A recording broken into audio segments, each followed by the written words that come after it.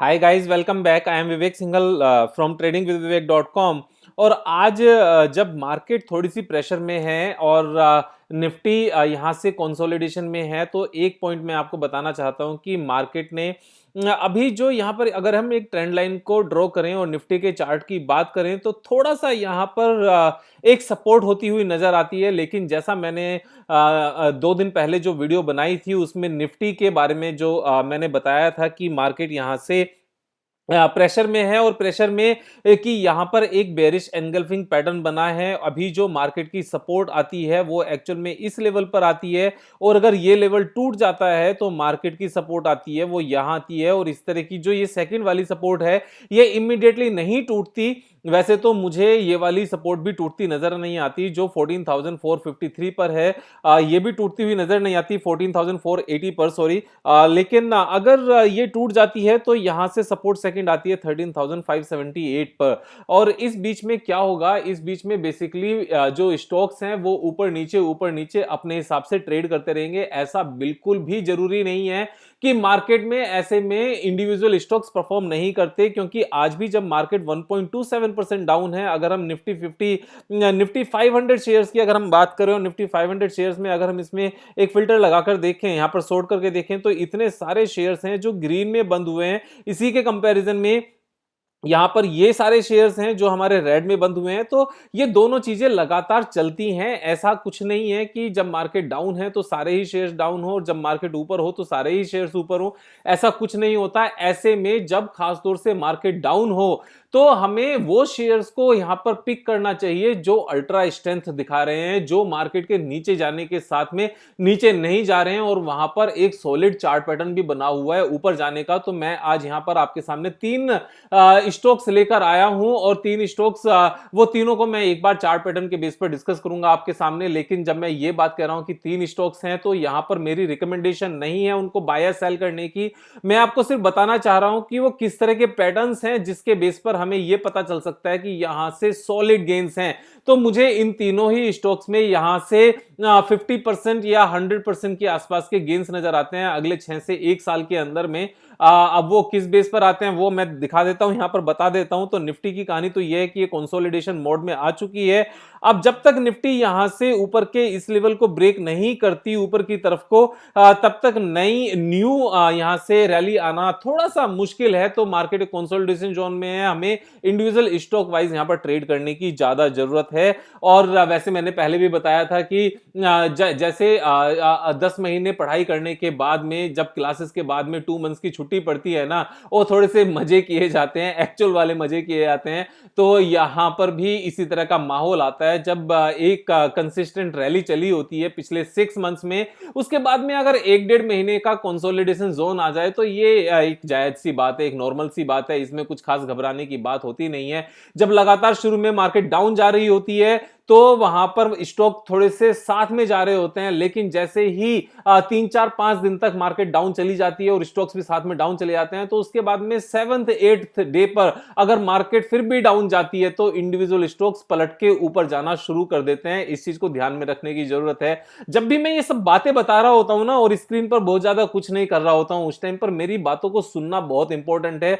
यहां वर्ड्स के अंदर विजडम छुपी हुई है। विजडम से मेरा मतलब है यहां पर जो मेरा पिछला पूरा 15-16-17 ईयर्स का जो एक्सपीरियंस है ना, मैं उसके बेस पर आपको यहां पर लर्निंग देने की कोशिश करता हूं। तो यहां पर जब मैं 3 स्टॉक्स की बात कर रहा हूं तो उनमें से एक है राजेश एक्सपोर्ट। मैं इससे रिलेटेड एक वीडियो पहले ही बना चुका हूं।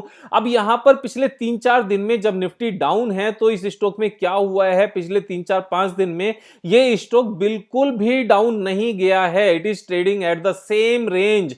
और अगर इसमें मैं बात करूं तो हो क्या रहा है, इसमें ये बेसिकली इतने बड़े एक राउंडिंग पैटर्न की तैयारी है, एक बहुत बड़ी सी राउंडिंग पैटर्न की तैयारी है। और ये राउंडिंग पैटर्न एक्चुअल में मैं जो कहना चाह रहा हूं वो क्या है कि इस तरीके से फॉल यहां पर स्लो डाउन होना शुरू हुआ, बेस बन के ऊपर जाना शुरू हुआ, और इस तरह की चीजें जनरली इसी तरीके से जहां से शुरू होती हैं वहीं तक पहुंच जाती हैं। ये चीज मैं पहले भी कई बार बता चुका हूं, पहले भी बहुत बार डिस्कस कर चुका हूं। और अगर करंट लेवल से बात करें तो करंट लेवल से यहां से लेकर टॉप तक बेसिकली जो पैटर्न यहाँ पर बनता है, जो यहाँ पर पोटेंशियल गेन बनता है वो 48% का है और मुझे नहीं लगता जो मैंने लाइन ड्रॉ की है उससे ज़्यादा यहाँ पर टाइम लगेगा इस टारगेट को अचीव होने में। तो यहाँ से बहुत लंबा टाइम नहीं है, 5-6 महीने की बात है। 6 मंथ्स में मेरे हिसाब से यहाँ पर 48% का गेन बनता है। उसके बाद क्या होगा उसकी बाद में देखेंगे। अभी तो यहाँ पर जो गेन नजर आता है उसको हम एक बार देखते हैं। फिर दूसरे नंबर पर हमारा आता है जिलेट इंडिया। इसके बारे में भी मैंने पहले एक वीडियो बनाई हुई है और सेम ही चार्ट पैटर्न यहां पर भी नजर आता है। चार्ट पैटर्न के साथ में सेम ही सिनेरियो यहां पर नजर आता है कि लास्ट 3-4 डेज में 5 डेज में जब मार्केट एक कंसोलिडेशन में मार्केट नीचे आ रही है पिछले 4 दिन से, यहां पर ये स्टॉक बिल्कुल भी नीचे नहीं आया है। और ओवरऑल पैटर्न क्या बनता है, ओवरऑल पैटर्न एक्चुअल में इसका भी सेम ही बनता है। यहां से इसी तरीके से एक ये राउंडिंग लेकर ऊपर की तरफ जाते हुए इसका भी पैटर्न सेम ही नजर आता है और यहां से ये इसी तरह से ऊपर जाता हुआ नजर आता है। इसको टप पैटर्न भी कह सकते हैं, इसको कोई भी पैटर्न का नाम दे सकते हैं, लेकिन पहले फॉल उसके बाद में बेस और फिर ऊपर जाना शुरू करना, सेम ही सिचुएशन है। और यहां पर अगर हम इसके पोटेंशियल टारगेट की बात करें तो करंट प्राइस से पोटेंशियल टारगेट इसका निकल कर आता है, ये भी ऑलमोस्ट 45% है। और इसमें भी कितना टाइम लगना चाहिए मेरे हिसाब से सेम ही है, मींस जून जुलाई एंड तक, अगले 3 से 6 महीने में मुझे अगेन ये सेम यहां पर गेन्स नजर आते हैं। अब जब 3 से 6 महीने की बात करता हूं तो 6 मंथ्स में भी अगर हमें 50% गेन आ जाए तो भी बहुत अच्छी बात है। मैं तो कहता हूं अगर 1 ईयर में भी सिंगल शॉट में 50% गेन नजर आ जाए तो वो भी अपने आप में बहुत अच्छे नंबर्स होते हैं। अब अगर मैं थर्ड और एक और स्टॉक की यहां पर बात करूं, उसमें भी सेम ही तरह के गेन्स हैं। उसका नाम है मोतीलाल ओसवाल फाइनेंशियल सर्विसेज। इसको लेकर भी मैं पहले एक वीडियो बना चुका हूं और यहां पर जो गेन नजर आते हैं वो एक्चुअल में इन सबसे बहुत ज्यादा नजर आते हैं। और यहां पर भी सेम ही एक पैटर्न है कि यहां पर भी एक बहुत बड़ा सा ऐसे ही राउंडिंग बेस है और राउंडिंग बेस बनते हुए ये इसी तरीके से यहां पर ऊपर जाता हुआ नजर आता है। लेकिन यहां पर जो टाइम पीरियड है वो थोड़ा सा ज्यादा नजर आता है क्योंकि ये बेस भी बड़ा है और करंट प्राइस से लेकर जो यहां पर टारगेट है, जो पोटेंशियल टारगेट है वो है 138% का।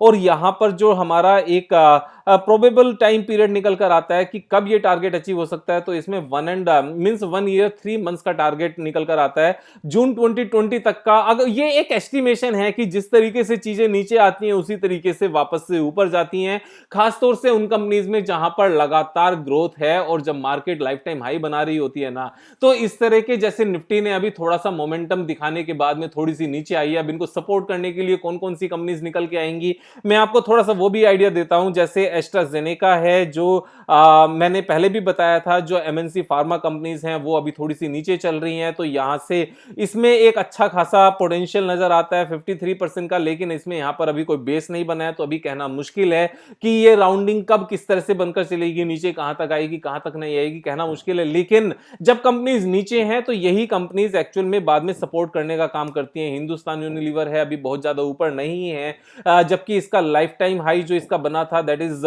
2620। लेकिन अगर हम वापस से अपने चार्ट पैटर्न्स की बात करें तो एक तो मैंने बताया जिलेट इंडिया में जो यहां से पोटेंशियल टारगेट है वो 45% का है और मेरे हिसाब से अगले 6 मंथ्स में ये अचीव हो जाना चाहिए टेक्निकल पॉइंट ऑफ व्यू से। उसके बाद में हमने मोतीलाल ओसवाल देखा, मोतीलाल ओसवाल में 138% का पोटेंशियल टारगेट है यहां से और इसका जो टाइम पीरियड है वो 15 मंथ्स के आसपास आता है। और जो हमने सबसे पहले डिस्कस किया था दैट वाज राजेश एक्सपोर्ट्स में यहां से 48% का पोटेंशियल टारगेट है और इसमें मेरे हिसाब से नेक्स्ट 6 मंथ्स के अंदर अंदर ये टारगेट हमारा अचीव हो जाना चाहिए, क्योंकि टारगेट जब अचीव होने शुरू होते हैं बेस बनने के बाद में वो बहुत स्पीड से ऊपर जाते हैं। तो यहां पर मेरा कहना यही था, आप अपने हिसाब से अपने ड्यू डिलिजेंस के हिसाब से ट्रेड ले सकते हैं। मेरा पर्पस आपको सिखाना है, बाकी कुछ नहीं, क्योंकि आप मेरे भाई बंधु हो और साथ में लेकर चलने का मेरा मन है। तो सीखते रहना, मजे करते रहना। कल फिर मिलेंगे एक नई वीडियो के साथ, तब तक मजे करो यार।